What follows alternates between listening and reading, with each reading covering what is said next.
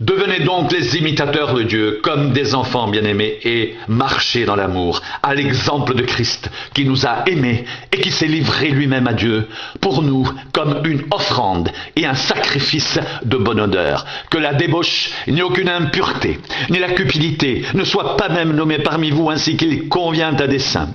Qu'on n'entende ni paroles grossières, ni propos insensés ou équivoques, choses qui sont contraires à la bienséance, qu'on entende plutôt des actions de grâce, car, sachez-le bien, aucun débauché ou impur ou cupide, c'est-à-dire idolâtre, n'a d'héritage dans le royaume de Christ et de Dieu. Que personne ne vous séduise par de vains discours, car c'est à cause de ces choses que la colère de Dieu vient sur les fils de la rébellion. N'ayez donc aucune part avec eux. Autrefois, vous étiez ténèbres et maintenant, vous êtes lumière dans le Seigneur. Marchez comme des enfants de lumière, car le fruit de la lumière consiste en toutes sortes de bonté, de justice et de vérité.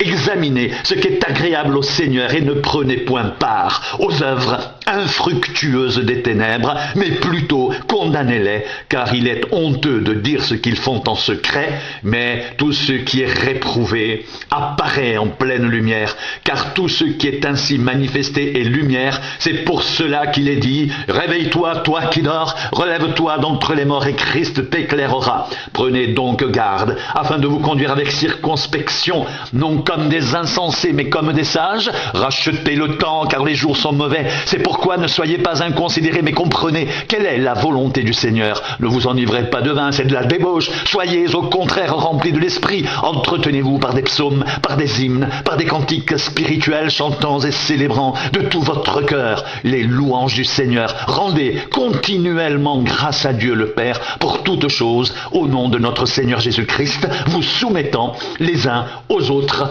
dans la crainte de Christ.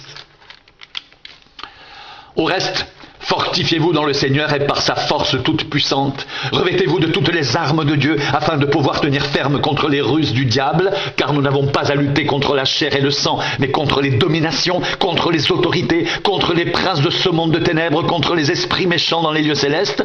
C'est pourquoi prenez toutes les armes de Dieu afin de pouvoir résister dans le mauvais jour et tenir ferme après avoir tout surmonté. Tenez donc ferme, ayez à vos reins la vérité pour ceinture, revêtez la cuirasse de la justice, mettez pour chaussure à vos pieds le zèle que donne l'évangile de paix, prenez par-dessus tout cela le bouclier de la foi, avec lequel vous pourrez éteindre tous les traits enflammés du malin. Prenez aussi le casque du salut et l'épée de l'esprit qui est la parole de Dieu. Faites en tout temps par l'Esprit toutes sortes de prières et de supplications. Veillez à cela avec une entière persévérance et priez pour tous les saints. Priez pour moi, afin qu'il me soit donné, quand j'ouvre la bouche, de faire connaître hardiment et librement le mystère de l'Évangile pour lequel je suis ambassadeur dans les chaînes et que j'en parle avec assurance comme je dois en parler.